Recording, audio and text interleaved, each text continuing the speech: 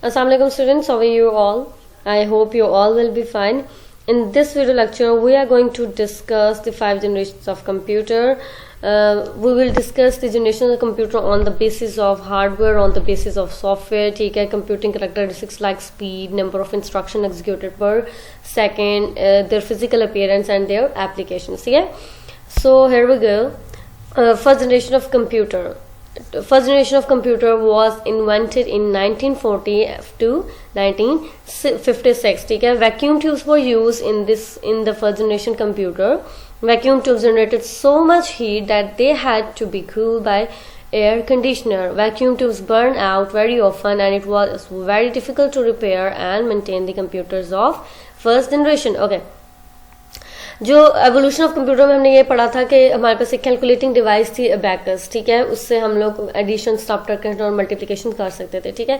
जैसे जैसे technology advance होती गई उसके बाद हमारे पास पास्कल एंड आए, नेपियर बॉर्न, ठीक है. नेपियर बॉर्न के बाद हमारे पास चार्ल्स बैबेज ने एक बेस्ट जो आइडिया दिया था कंप्यूटर्स को इन्वेंट करने के लिए, जो उस पर उसने इन्वेंट भी किया था, एनालिटिकल कंप्यूटर डिफरेंस, ठीक है. और फिर हरमन हॉलिडे डेस्क, इस तरह के हमारे पास कंप्यूटर्स आए थे. तो आपने देखा होगा कि वो कंप्यूटर्स इतने एडवांस नहीं थे. क्यों? क्योंकि टेक्नोलॉजी एडवांस नहीं थी. अब जो हमारे पास कंप्यूटर्स आते हैं उनमें टेक्नोलॉजी बहुत एडवांस है, on the basis of speed, on the basis of graphics, on the basis of memory. अब आप कंप्यूटर्स को इजीली जो है जितना ज्यादा डाटा आप उसके अंदर स्टोर करना चाहें आप कर सकते हैं. सही. तो हर जो हमारे पास हर जो जनरेशन है उसमें के जो जनरेशन है उसमें मेजर टेक्नोलॉजी का डेवलपमेंट हुई हुई है, ठीक है. हम लोग देख लेते हैं first generation of computer. First generation of computer used vacuum tubes, ठीक है. हमारे पास अभी माइक्रो प्रोसेसर्स होते हैं हमारे कंप्यूटर में. हम with the help of micro processors अपने कंप्यूटर्स को जो पे वर्क कर सकते हैं, ठीक है, उनको ऑन कर सकते हैं. तो फर्स्ट जनरेशन ऑफ कंप्यूटर्स क्या यूज करते थे स्टार्टअप के लिए? वो यूज करते थे वैक्यूम ट्यूब्स, ठीक है. विदाउट वैक्यूम ट्यूब्स वो कंप्यूटर को स्टार्ट नहीं कर सकते थे, ठीक है. Vacuum tubes generate so much heat that they had to be cooled by air conditioner. आपको पता है, जो आपने पढ़ा भी है कि जो फर्स्ट जनरेशन ऑफ कंप्यूटर्स है वो एक पूरा रूम ऑक्यूपाई करते थे, ठीक है. और उनको हर एक हार्डवेयर को चलाने के लिए उनको अलग से इलेक्ट्रिकल स्विचेस की जरूरत होती थी. तो जाहिर है जब जो एक रूम ऑक्यूपाई कर रहा है उसमें हार्डवेयर बहुत ज्यादा है और कुछ टाइम के बाद आपको पता है आपके भी कंप्यूटर्स जो होते हैं वो हीट अप करना स्टार्ट हो जाते हैं, ठीक है, हॉट हो जाते हैं. तो वहां पे जाहिर है जब एक एक हार्डवेयर जो है वो हॉट होगा तो जाहिर है रूम का जो टेम्परेचर होगा वो नॉर्मल टेम्परेचर से एक्सीड कर जाएगा, ठीक है. उन्होंने वो क्या करते थे कि जब कंप्यूटर्स बहुत ज्यादा हीटअप हो जाता था, टेम्परेचर बहुत इंक्रीज हो जाता था, तो फिर वो क्या करते थे, एयर कंडीशनर यूज करते थे, ठीक है. क्योंकि एयर कंडीशनर इस वजह से यूज करते थे ताकि वो कंप्यूटर्स को दोबारा ऑपरेट करने के लिए उनको कूल डाउन करने, ठीक है. अब vacuum tubes burn out very often. It was difficult to repair and maintain the computers of generations. पहले वैक्यूम ट्यूब्स होती थी. वैक्यूम ट्यूब्स आपके पास एक ग्लास की तरह की ट्यूब होती है, ठीक है. कंप्यूटर्स को ऑन करने के लिए वो क्या यूज करते थे, वैक्यूम ट्यूब, ठीक है. जैसे हमारे कंप्यूटर में माइक्रो प्रोसेसर का बहुत इंपॉर्टेंट रोल है, ठीक है. इसी तरह फर्स्ट जनरेशन कंप्यूटर में वैक्यूम ट्यूब्स का बहुत इंपॉर्टेंट रोल होता था. अगर वैक्यूम ट्यूब्स बर्न आउट हो जाए, ठीक है, तो उसको रिपेयर करना बहुत मुश्किल होता था. अब भी हम लोगों के पास कोई भी डिवाइस, अगर डिवाइस में कोई भी चीज खराब हो जाती है, ठीक है, तो हम उसको इजीली रिपेयर करके दोबारा उस डिवाइस को इजीली यूज कर सकते हैं. बट पहले ऐसा नहीं होता था. वैक्यूम ट्यूब्स जो थी ना वो बहुत एक्सपेंसिव होती थी, ठीक है. तो जाहिर है जब एक दफा वैक्यूम ट्यूब जल जाए और उसको रिपेयर करने का भी कोई मेथड ना हो तो फिर उनको दोबारा से अपने कंप्यूटर को ऑन करने के लिए वैक्यूम ट्यूब्स की जरूरत होती थी, ठीक है.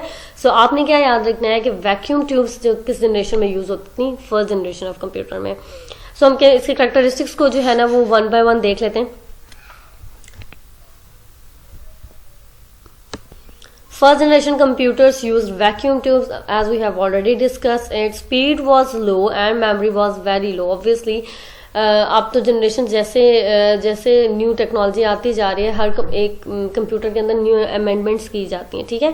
पहले टेक्नोलॉजी इतनी एडवांस नहीं थी, इस वजह से उनके पास स्पीड को, अपने कंप्यूटर की स्पीड को इंक्रीज करने के लिए भी कोई जो है वो मेथड नहीं था, ठीक है. फर्स्ट जनरेशन कंप्यूटर हमारे पास बहुत स्लो कंप्यूटर्स होते थे और इनकी जो मेमोरी होती थी वो बहुत स्मॉल होती थी. They were huge in size and size taking up entire room. Obviously वो क्या लेते थे, एंटायर रूम लेते थे अपने कंप्यूटर को ऑन करने के लिए। उन्हें एक बहुत बड़े रूम की जरूरत होती थी, ठीक है, as we have already discussed it. So here you can see the picture of first generation computer भी। देखिए इन्होंने पूरा जो है ना वो एक रूम ऑक्यूपाई किया हुआ है, ठीक है। सो नेक्स्ट हमारे पास है first generation computers are very expensive and unreliable. आप अगर आप देख सकते हैं तो यहाँ पे इतना ज्यादा हार्डवेयर यहाँ पे यूज हो रहा है, ठीक है। तो अगर इनमें से कोई भी चीज खराब हो जाती है तो अब उनको ज्यादा पैसों की जरूरत पड़ती होगी दोबारा कंप्यूटर को चलाने के लिए, ठीक है, कॉस्ट ज्यादा लगती होगी, इस वजह से वो बहुत एक्सपेंसिव होते थे। और अनरिलायबल मीन्स के अभी अगर आप कंप्यूटर लेते हैं, सेल फोन लेते हैं, तो हम लोग बोलते हैं ना ये रिलायबल है। इस मीन्स कि अगर आप इसको दोबारा रिपेयर करें, ठीक है, तो ये इजीली जो है वो दोबारा कंप्यूटर स्टार्टअप हो सकता है, ठीक है।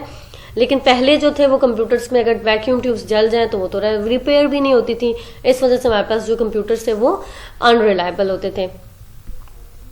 So next they consume a lot of power and generated a lot of heat. जब एक कंप्यूटर पूरा रूम ऑक्यूपाई कर रहा है और इसमें बहुत ही ज्यादा हार्डवेयर यूज हो रहा है तो फिर उनको फुल रूम की जरूरत होती थी, और जिसकी वजह से हमारे पास जो पावर थी वो ज्यादा पावर को कंज्यूम करते थे, मतलब इलेक्ट्रिसिटी वो ज्यादा जो है ना वो कंज्यूम करते थे, ठीक है, जिसकी वजह से हीट भी ज्यादा जनरेट होती थी। नेक्स्ट हमारे पास है input was based on punch card. जो इनपुट होती थी, अभी हम इनपुट किसके थ्रू देते हैं, माउस एंड कीबोर्ड के थ्रू, ठीक है। तो पहले जो इनपुट वो देते थे, ठीक है, वो पंच कार्ड के थ्रू इनपुट जो है वो कंप्यूटर के अंदर इंसर्ट करते थे।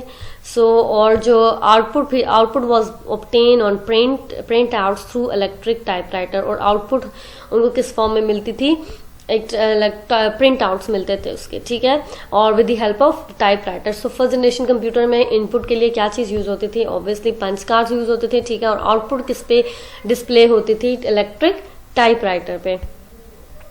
Next is machine language for use in these computers. ये कंप्यूटर्स कौन सी लैंग्वेज में होते थे, मशीन लैंग्वेज। और मशीन लैंग्वेज हमारे पास कौन सी लैंग्वेज होती है, 0-1 की फॉर्म में।